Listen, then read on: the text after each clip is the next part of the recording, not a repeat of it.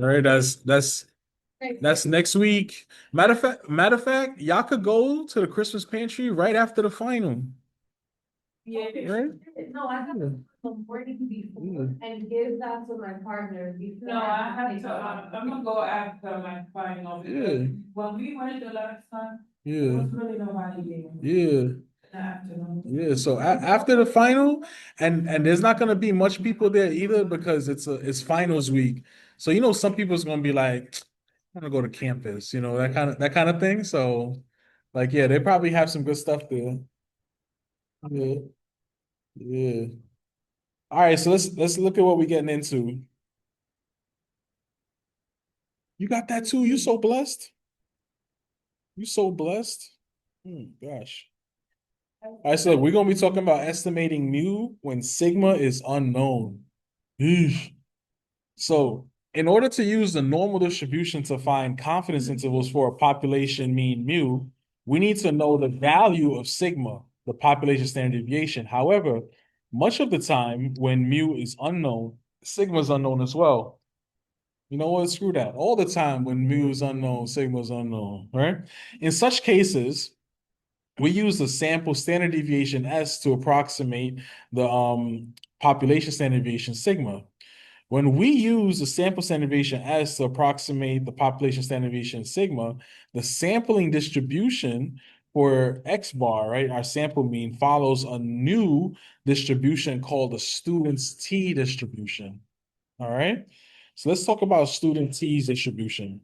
So students T distributions were discovered in 1908 by William S. Gossett, right? He was employed as a statistician by Guinness Brewing Company. Yes, that's the same Guinness that y'all are thinking about.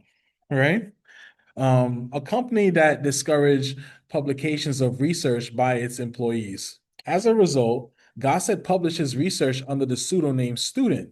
Gossett was the first to recognize the importance of developing statistical methods for obtaining reliable information from samples of populations with unknown population standard deviation sigma, right? Gossett used the variable t when he introduced the distribution in 1908. To this day, in his honor, we still call it a student's t distribution. It might be more fitting to call it this distribution Gossett's t distribution. However, in the literature of mathematical statistics, it is known as student's t distribution. The variable t is as follows: a student's t distribution depends on a sample of size n. All right, let me get y'all the next part. This is gonna be dope. And in case you're wondering, yes, it is on your formula sheet. All right. It's on A10. Mm-hmm.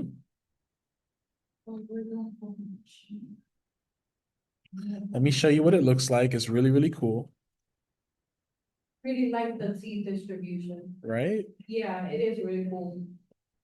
So here it is. Assume that X has a normal distribution with mean mu for samples of size n with a sample mean X bar and a sample standard deviation S. The T variable is T is equal to X bar minus mu over the sample standard deviation over the square root of n, right? And it has a student's T distribution with a degrees of freedom equal to n minus 1. All right. So there you go. That's the magic formula right there. All right. So this is student T distribution, Mm-hmm. and that's the point. Mm-hmm. And what does this formula help us? It helps us define our probabilities Ability. or our confidence intervals. Or then Mhm. our probability. Right. What is that? That's equal to F. Degrees of freedom. That's what DF is stand for. All right. Somebody needs to erase this one. So if many random samples of size n are drawn, then we get many t values from the equation. These t values can be organized into a frequency table and a histogram can be drawn, thereby giving us an idea of the shape of the t distribution for a given n. All right? a T distribution and give us a histogram. Hmm? Professor, can Right. we use this? We're getting to that. We're working up to it. Way easier than that. No, we're working up to it though. Yeah, working to it. I got you. I got you. Fortunately, all this work is not necessary because mathematical theorems can be used to obtain a formula for the t distribution. However, it is important to observe that these theorems say that the shape of the t distribution depends only on n, right? Provided the basic variable x has a normal distribution, right? So we will use a t distribution. We will assume that the x distribution is normal. Let me say that again. When we use a t distribution, we will assume that the x distribution is normal. All right. Table 4, which is what you're looking at, right, of the appendix, gives values of the variable t corresponding to what we call the number of degrees of freedom, right, abbreviated as df, right? For the methods used in this section, the number of degrees of freedom is given by the formula df is equal to n minus 1. That is also on your formula sheet, right? Where DF stands for the degrees of freedom and N is the sample size. Each choice for the degrees of freedom gives a different T distribution, right, on the table. The graph of the T distribution is always symmetric about the mean, which as for the Z distribution is 0. The main the main observable difference between a T distribution and a standard normal Z distribution is that the T distribution has somewhat thicker tails, right? So the Z gets closer to the X axis. The T does get close to the X axis, but it's a little bit higher, right? Okay, Mhm. so the degree of freedom Mhm. is equal to n sample. Whatever the sample is minus 1, So n minus one. right? Mhm. So this next figure is going to show a standard normal Z distribution and a student's T distribution with the degrees of freedom 3 and the degrees of freedom 5 for you to see. No.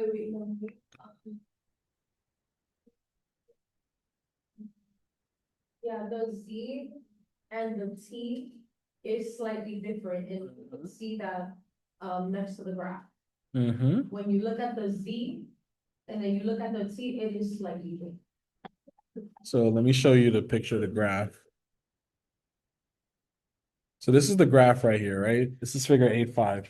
So a standard normal distribution and a student T distribution with degrees of freedom of 3 and degrees of freedom of 5, all right?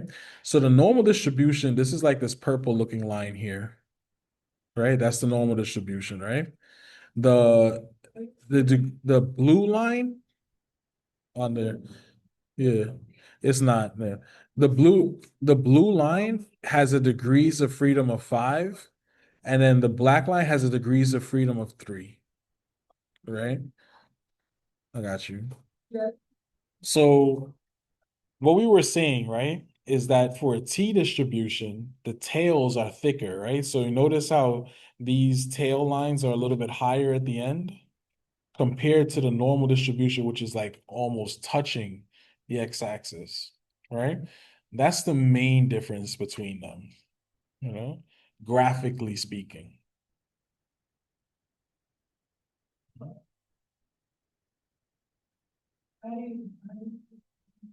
Yeah, I don't understand. Off the why- table, we're gonna get to that. There's no clear explanation of that. We're getting to it. Wait, We're getting to it. We're getting to it. Hmm.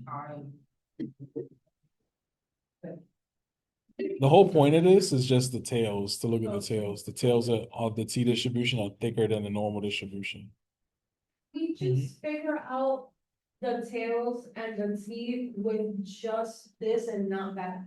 We can. So let's talk about how to do it. Let's talk about how to do it. So these are the properties of the student T distribution, right? So the distribution, right, is symmetric about the mean 0. The distribution depends on the degrees of freedom, df equal to n minus 1, for a population mean confidence interval. The distribution is bell-shaped, but has thicker tails than the standard normal distribution. As the degrees of freedom increases, the T distribution approaches a standard normal distribution. The area under the entire curve is 1. So these are the properties of a student T distribution. All right. Give y'all a second to take that in. I tried. Okay. What were you, that, remember the right brainer? What was it? So these are the properties of the student T distribution. For new confidence. For mu confidence. Uh-huh. $1 million question. Go ahead. Mhm. You see how this, we have some C, Mhm. are these DF and is this C or? Correct. Yeah. Really? That's it. And you give Yeah. us that? Yeah. And it's right here? We gotta understand where it comes from. Professor, Yeah. We gotta understand where it comes from. you know what? Maybe I'm somewhat of a genius figuring that out. Yeah. Yeah, this. We come into it. We come into it. Okay. So, so. Yeah. Yeah. So let's talk about using the table. All right. To find our confidence interval, right? So table 4 of the appendix gives various T values for different degrees of freedom. We will use the table to find critical values, T critical, for a level of confidence C, right? In other words, we want to find T critical such that the area equal to C under the T distribution for a given number of degrees of freedom falls between negative T critical and positive T critical. In the language of probability, we want to find T critical such that the probability of negative T critical is less than T, which is less than T critical, is equal to the critical value, right? This probability corresponds to the shaded area of the next figure, right? What? That's all. What you mean? What's that formula there? What is that formula for? Which formula? That's parentheses, negative T. That's the probability. That's that's the. Yeah. Yeah. No, chapter 8. So you remember for the normal for the confidence interval when we know sigma, how we use the probability of this? You said you're trying to copy this? Right, no. About this. Which one? The probability? It's not, it's just an idea. Yeah. Yeah. No, how are you doing that? I got you, I got you. I got you. What is that formula, Professor? About to write it down. Remember last section when we were doing the confidence interval and we knew sigma? And I showed y'all how to find the Z value from the table? Yeah. This is how to do it using the T distribution. Right? It's the same idea, right? You have the area in the middle, which is your confidence level. Okay. All right. Yeah, we get into that in the example. I got you. It's coming. Yeah. Yeah.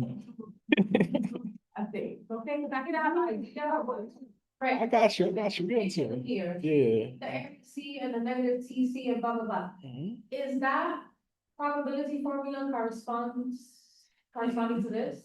Because in the question, I'm gonna say, find a confidence interval. Yeah. I'm gonna say something like find a confidence interval of level C, right? And then you're gonna give me the margin of error formula, and then you're gonna have to find the T critical value, right? So that's what this is about, finding the T critical value. I'm gonna give you the C though. No, I'm gonna give you C. You're gonna give me back T. All right. Yeah. Just to clarify, you are Yeah. avoiding this like a T structure. Yeah, it's been recorded. Yeah. All right, that's fine. Yeah.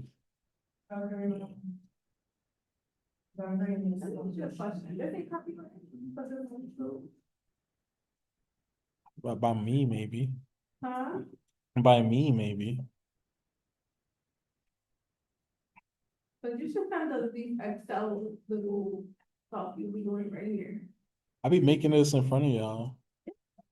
fit into the YouTube video so that we can upload it to our computer. In the future, I'll do that. That's probably a good idea. They're trying to watch the whole video. Or skip through. This video won't be long though. It'll be like an hour or so. This video. And I'm just trying to scroll up right. So table 4 of the appendix has been arranged so that the critical value is one of the column headings and the degrees of freedom are the row headings, right?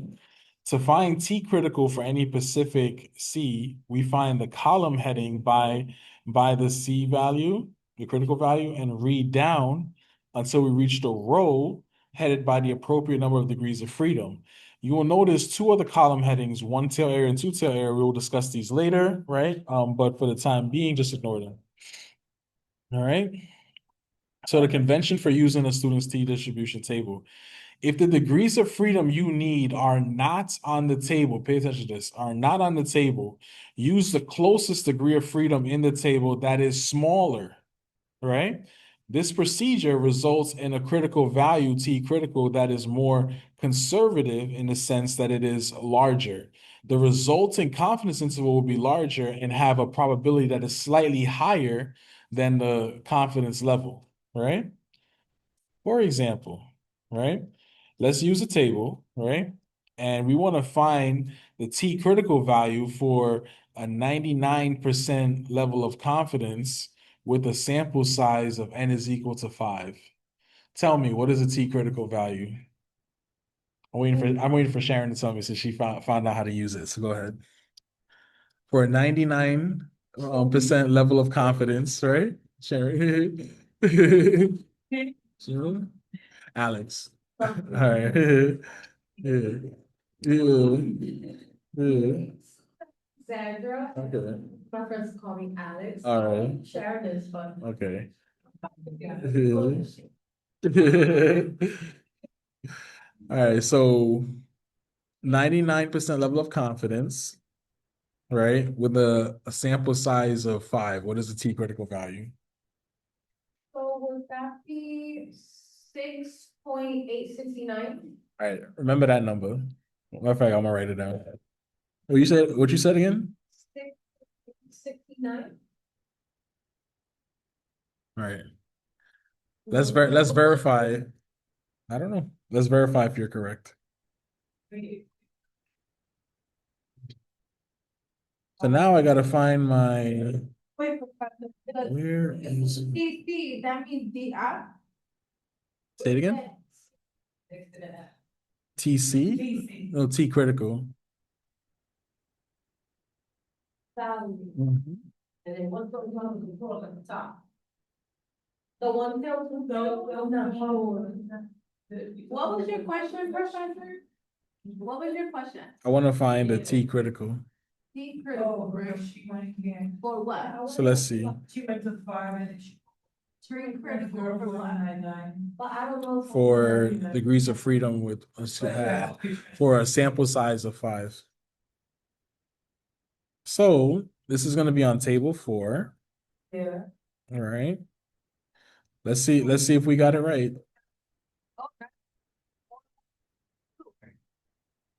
It probably is. Did I get it right?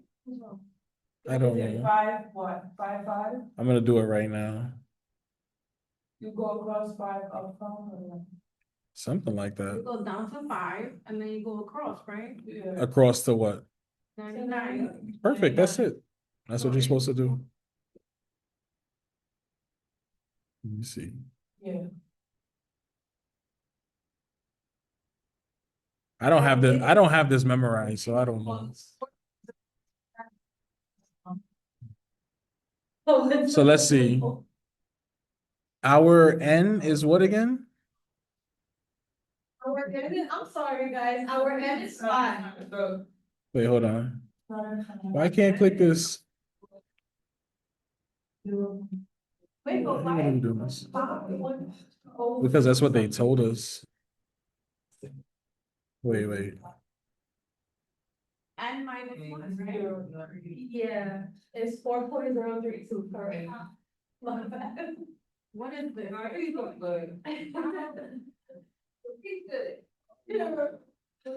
All right, so we all agree that was wrong. All right. Yes. Hold on 1 second. So wait. My n is 5, right? Equals 5.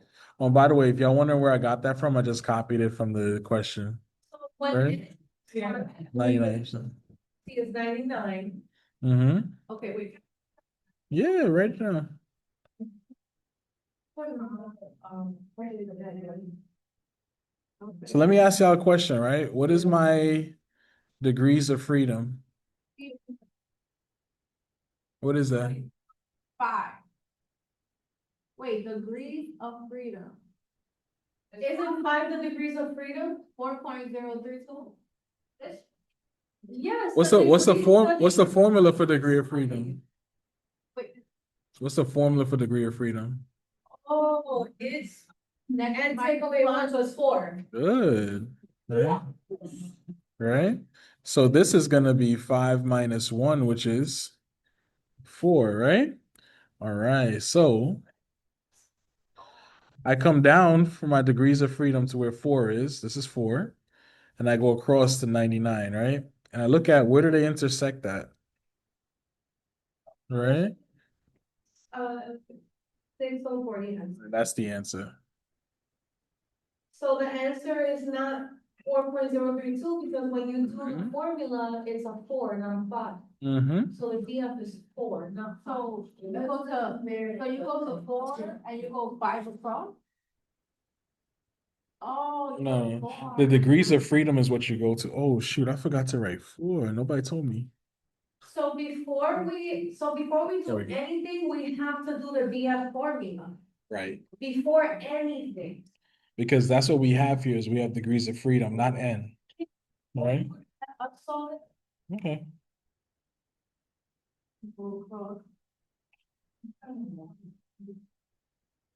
Where did I lose you?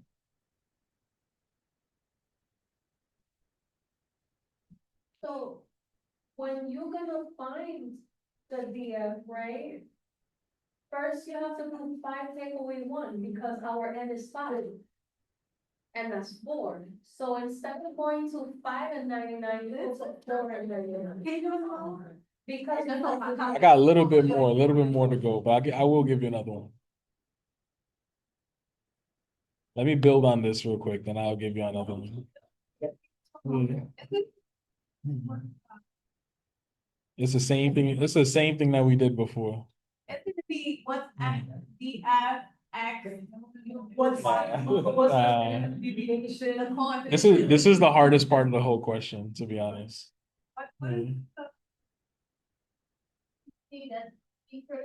Right. Yeah. That's it. DF is giving us the secret. Because remember, so it's T equals X minus U, C, that's C. Wow. Oh, that formula, yeah. T equals X bar minus mu over sigma. Over the sample standard deviation over the square root of n. Right? That's what we just did.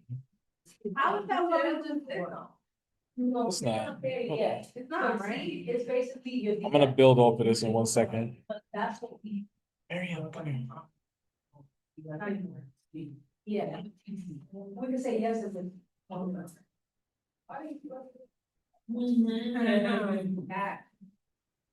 So good job. All right.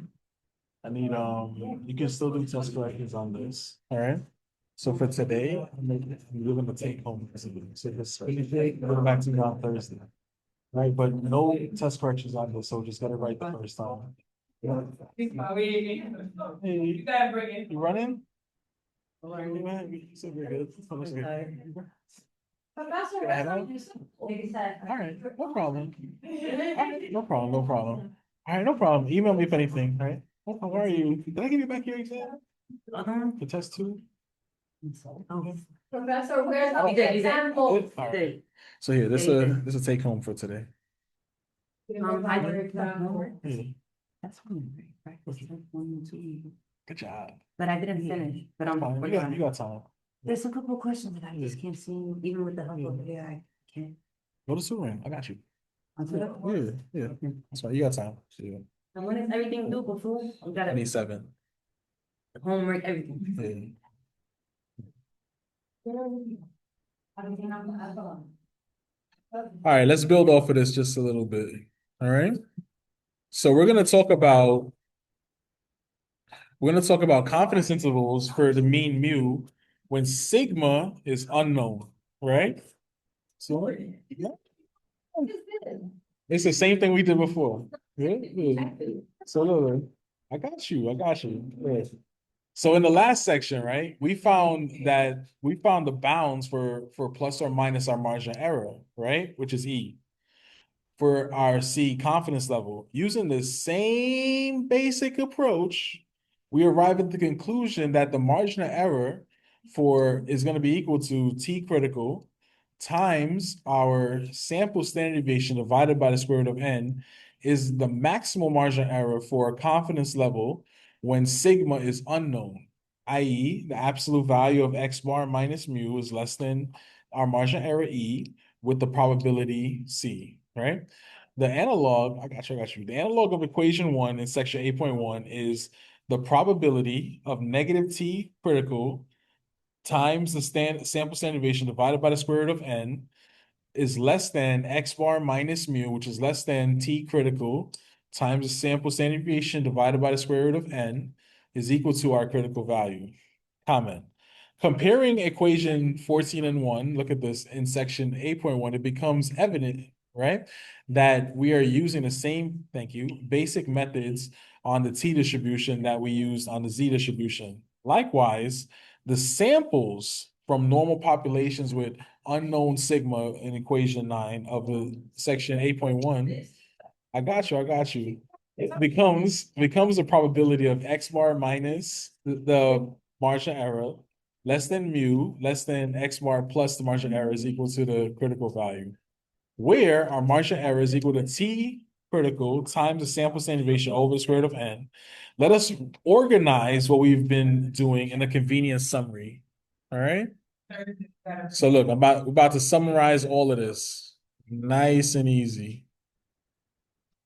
Oh shoot, here we go. This is the sauce right here. When you got this, you can answer all the questions. Like 10 different formulas. It's only one. Which one is the one so I can write it down? E formula. Can you go back to Yeah. that maximum yeah. Okay, can you go back to that so I can write it down? Got you. It's this one right here. Look. So this is how to find the confidence interval X bar for the takeaway. mean. The same thing in chapter 8, right? So look, this is how to find a confidence interval for our mean mu when sigma is unknown, right? Here's the requirements. Let X be a random variable appropriate to your application. So population mean, right? Population mean. Yeah. Margin of error. Yeah. X or sample mean. Sample mean. Yeah. U is population mean. Mm-hmm. So let X be a random variable appropriate to your application. Obtain a simple random sample of size n of X values from which you compute the sample mean X bar and the sample standard deviation S. If you can assume that X has a normal distribution or simply a mound-shaped symmetric distribution, then any sample of size n will work. If you cannot assume this, then use a sample of size n greater than or equal to 30, right? So confidence intervals for our population mean mu when our population standard deviation sigma is unknown is going to be, it's all there. It's all there.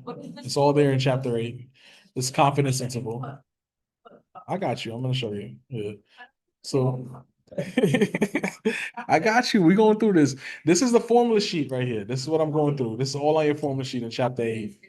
Mhm. So the square root of n has to be multiplied by the critical? Is that why that C is to the left? T critical times sample standard deviation, yeah, then divided by the square root of n, right? Easier margin of error, all right? Yeah, it's the exact same thing that we just did, right? Exactly. Right.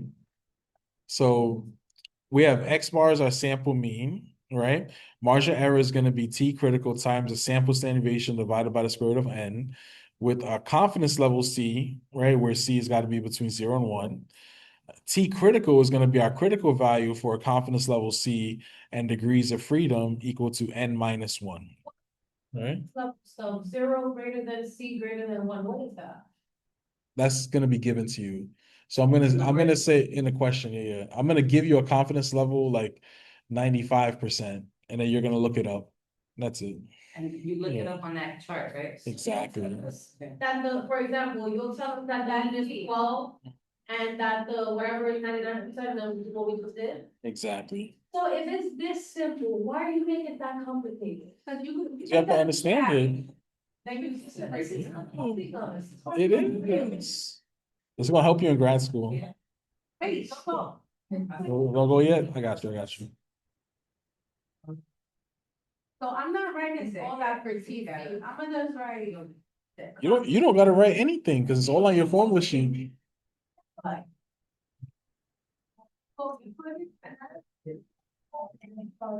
So we're about to get to an example, but I got you. TC is your critical value. DF is N minus 1. Okay, so Yeah. Mhm. Uh, So look, in our applications of the student T distribution, we have made the basic assumption that X has a normal distribution. However, the same methods apply if X is only approximately normal. In fact, the main requirements for using a T distribution, a student's T distribution, is that the distribution of the X values be reasonably symmetric and mound shaped. If this is the case, then the methods we employ with the T distribution can be considered valid for most practical applications. All right. All right, let's look at an example. There you go. I just said that. All right. It's a hard example too. Oh my gosh.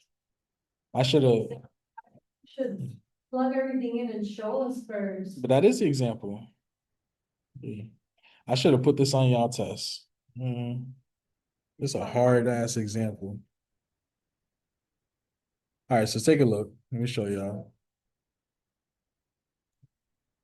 Oh, geez. So this is a confidence interval this is an actual question, right? For our population mean mu when sigma is unknown, right? So just in case you guys are still copying, right? Suppose an archaeologist discovers 7 fossilized skeletons from a previous unknown species of miniature horse. Yippee. Reconstructions of the skeleton of these 7 miniature horses show that their shoulder height in centimeters would be 45.3, 47.1, 44.2, 46.8, 46.5, 45.5, 47.6. Okay.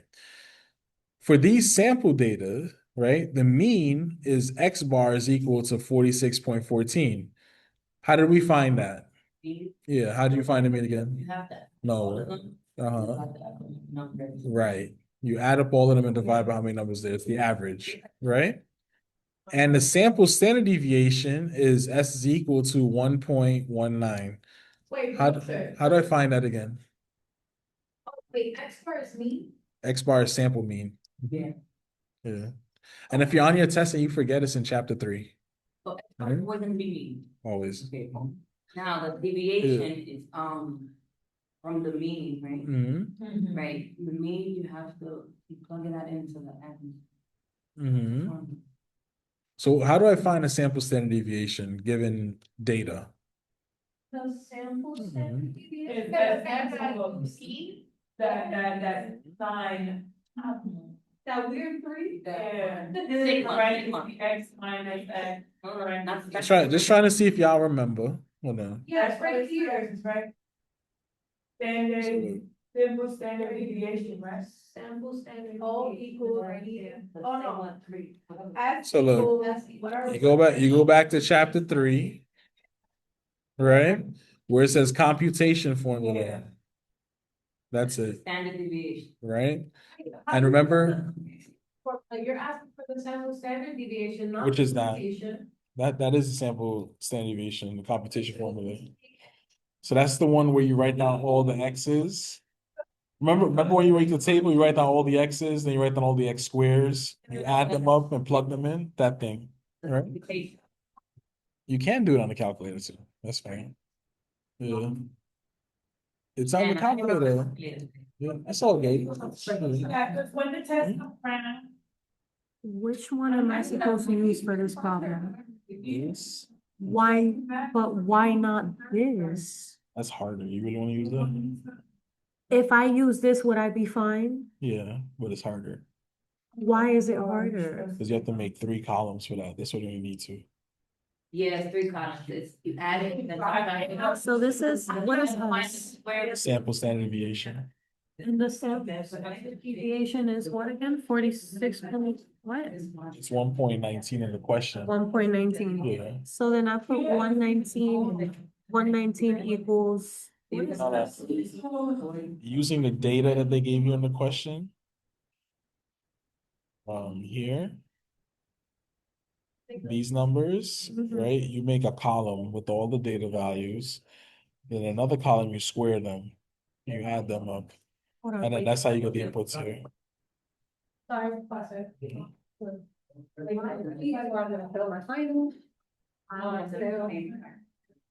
Okay, so you're saying I'm gonna make 3 columns, correct? Like a box, okay.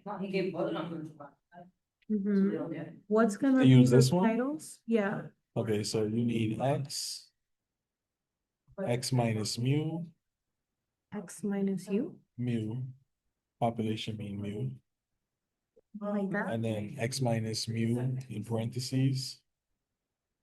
No, the whole thing in parentheses,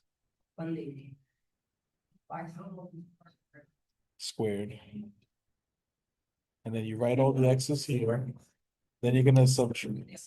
45.3, 47.1, 44.2, 46.8, 46.5, 45.5, 47.6. And then this one, you're gonna subtract each one of these from the mean. Which is 46 point, You just do that for all of them going down. And then for this one, right? Whatever answer you get here, you square it. Well, they say. okay, hold on. Oops. well, I would have fucking said, hey. You did. Yeah. And when I do this and I square it, what else do I do? Add up all the answers down here. And that's my answer, and that's it? And that's the numerator of this. Okay, And hold then on. you divide by n-1. Right? Right? But do it though. We'll get back to it. Let me finish this real quick. Oh, okay. All right, so look. Let the mean.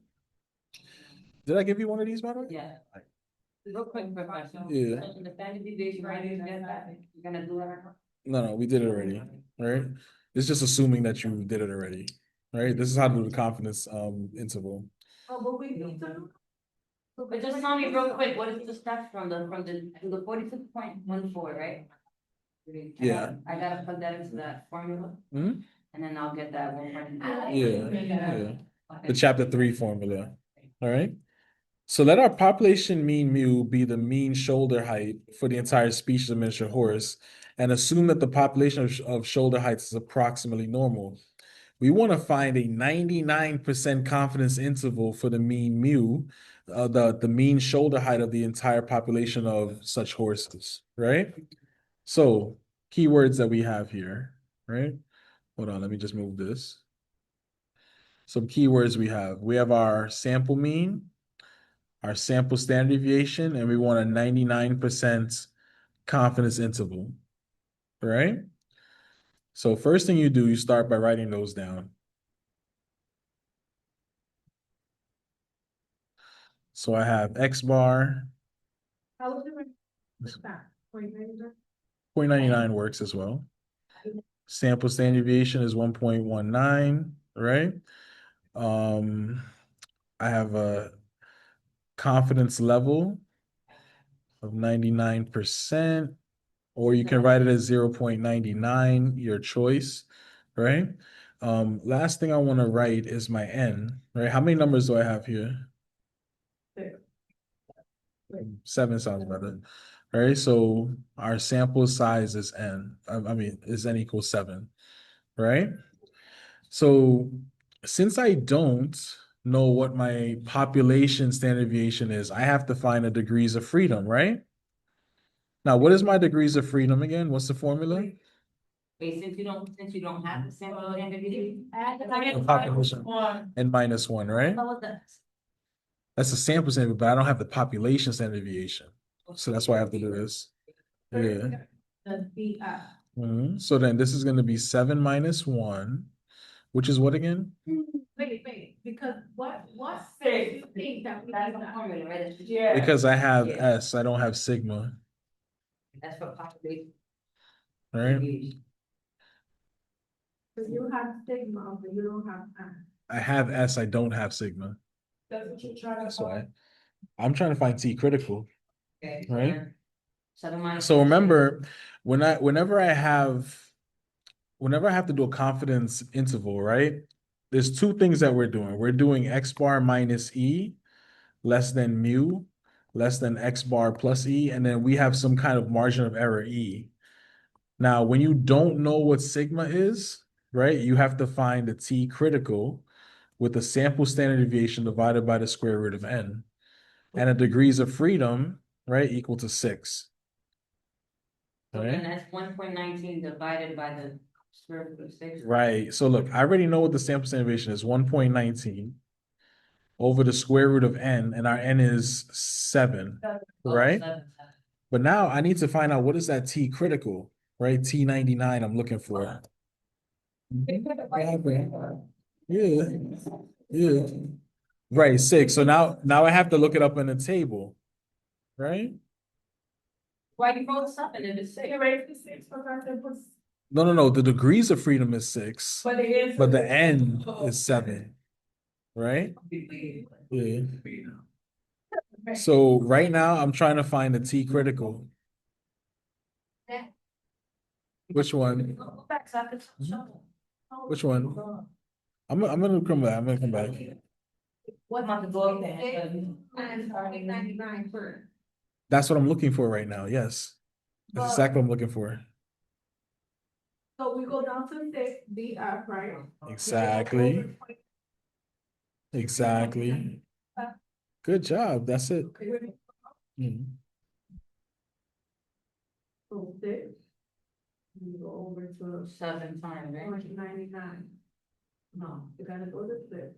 No, because you're gonna go to 6 or you're gonna go to 7? Yeah, that's 6 You degrees gotta of go to six, freedom. right? Yeah, degrees of Yeah. freedom. And then the whole thing, where it goes, 99.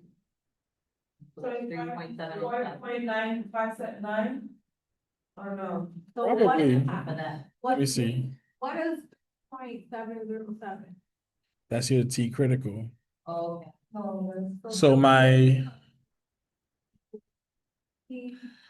degrees of freedom is 7. And I'm looking for 0.99. And I want to know, where do they intersect that? 37.7. It is 6. Hold on. You're right. Oh my gosh. What's happening here? I think it's freezing. Yeah. 3.499? No, 3.707. If it's Oh, 6, okay, yeah. yeah. Let's see. I thought we would go with 7, all right. 3.707, right? Bye. See you. I see you. Some study. All right.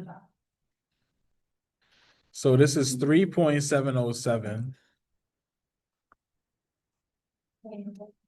That's my T critical. Hold on one second. Can we write this down? Yeah. Wait, you should just give us whatever is there and then you should just let us. Yeah. I got you. So that we could- What's up? What is this E?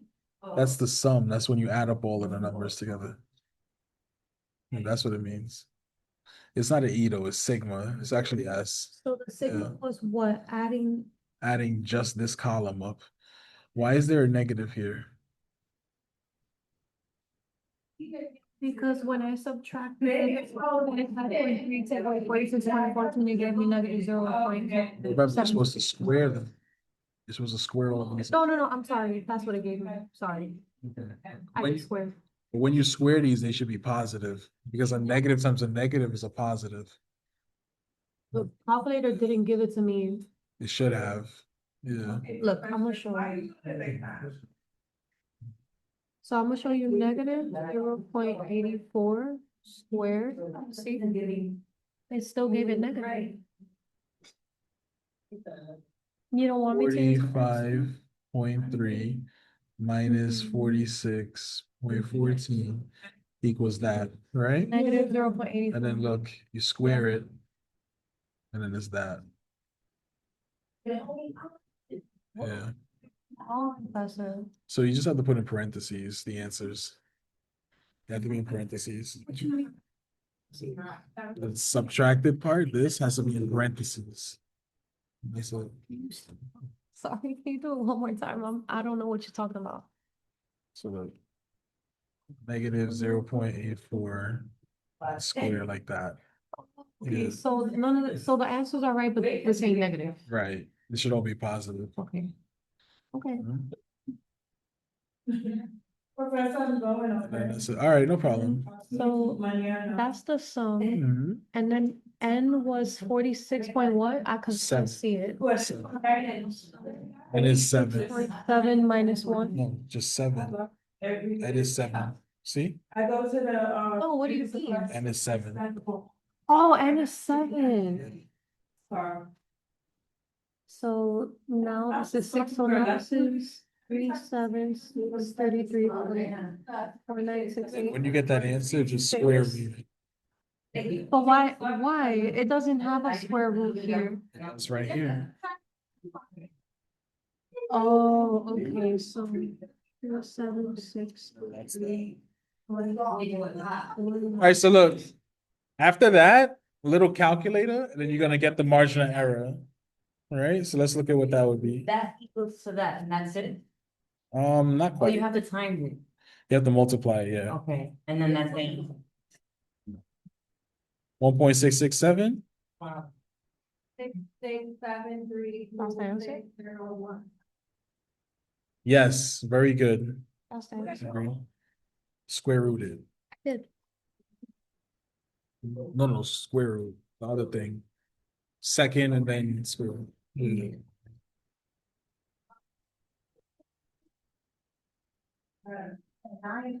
So look, this number right here, this is your margin of error, right? My But margin of what error. I want, right, is I want the interval, right? So you're gonna do the sample standard deviation, which is that's gonna be the sample mean, The 6, right? which is the 46.14.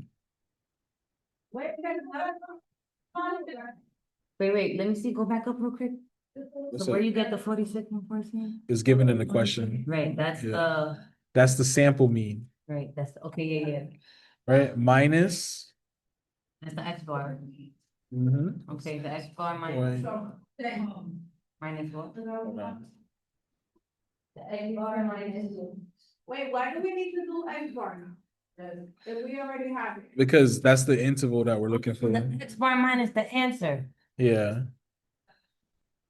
It's X bar equals 46.14 Minus the mu. minus 1.66. What the fuck? What the hell is this? Minus mu. Etc. Right? Mhm. So remember, my answer is this interval, Wait, right? you have minus and then you have plus. You Exactly. need to write it like that? Yeah. Just like that. And then you just do it out. That's the answer, then you just gotta give it the other Yeah. sign. So this is 46.14.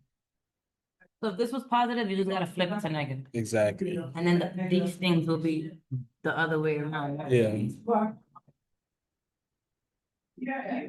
Right, okay. So this is 44.47268 less than mu less than 46.14 plus 1.6. right. All day, that's not one pencil, and I understand. So then this is 47.80732. This is my final answer. That's it. Yep. Professor, so the answer is 1.0017733903. 1.19. We're close enough. Why? I got you. It's all of them wrong. But would you accept this on the test? Sure, Cause that's what the calculator is giving me. I would.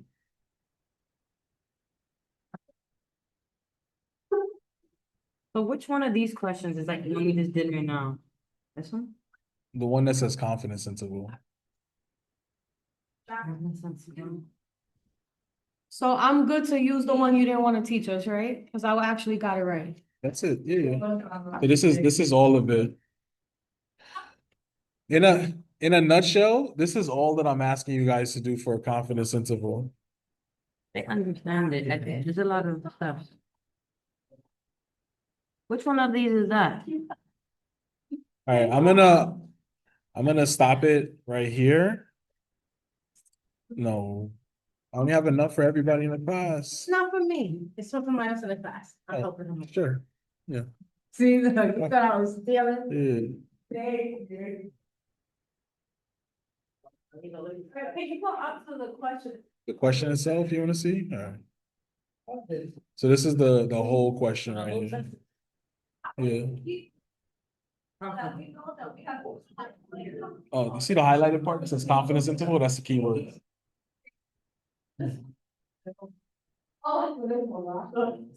That's it. And then everything else is just the same thing that we just did? Yeah. Maybe and one other topic that we didn't get to do, I'll do that tomorrow. Yeah. Oh, That's so it. we can complete this for Thursday. Mhm. Oh, okay. Yeah. And do you know what questions are those? I'm sorry? Do you know which one that is? Is it more towards the back? The hypothesis test we didn't do. We'll do that tomorrow. So when it says confidence level, we know we have to do this. Yeah. Yeah. Mhm. And then this is probability. Right? Mhm. We did that. Well, I'm gonna